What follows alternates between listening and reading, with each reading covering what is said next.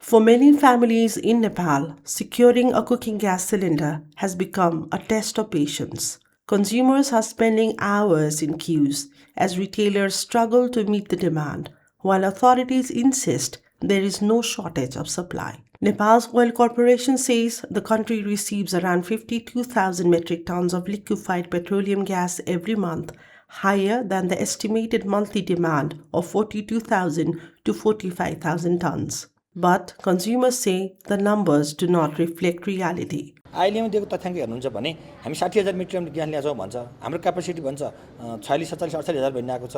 कहाँ गइरहेको छ 13-14,000 मिलियन ग्यास भन्ने बित्तिकै त्यो नागरिक थाम्पुर पार्नको निमित्त आवश्यकताभन्दा कम मात्रामा आयात गरिएको छ। त्यही कम भएको कारणले गर्दा पनि यो समस्या सिर्जना भइरहेको। Lawmakers say the problem is not production but lack of transparency and monitoring. The Parliamentary Industry, Commerce, Labour and Consumer Welfare Committee has instructed the government to collect cylinder distribution data and introduce a tracking system to prevent artificial shortages. हामीले 17 दिन अगाडि चाहिँ यो cylinder mapping हुनु पर्यो भनेर निर्देशन दिएका थियौँ। हामीलाई थाहा छ 17 दिनमा म्यापिङ हुन सक्दैन। तर त्यो म्यापिङमा के गरियो त? के गरियो त त्यो म्यापिङको काममा चाहिँ के गरियो? नेपाल आइएलमा तपाईले यहाँ प्रेजेन्टेसन देखाएर चाहिँ हामी गम्भीर छलफलमा छौं भनेर भयो त छलफल हामी गर्छौं। हामीलाई कसैको प्रेसर छैन। हामीलाई जनताको pressure. Gas dealers and consumer groups blame weak coordination between government agencies and suppliers, arguing that poor distribution planning has repeatedly created shortages. किराना पसलमा पनि ग्यास राखेको छ, तपाईको भाडा पसलमा पनि ग्यास राखेको छ, चारवटा पनि सिलिन्डर राखेको छ, रेकर्ड पनि छैन, हैन?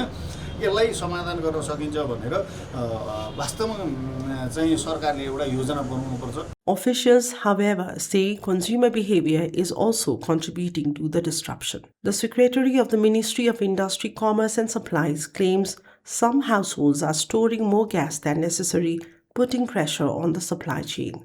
Explosive प्रज्वलनशील पेट्रोलियम पदार्थ नियन्त्रणदेखि लिएर त्यसका सुरक्षाका सबै विषयहरू भएको कारणले गर्दाखेरि चाहिँ भोलि वितरणको अन्तिम पोइन्ट कहाँसम्म कसरी वितरित हुनुपर्छ त भन्ने विषयमा पनि एउटा मोडालिटी र एउटा मेकानिजममा चाहिँ जानुपर्छ होला।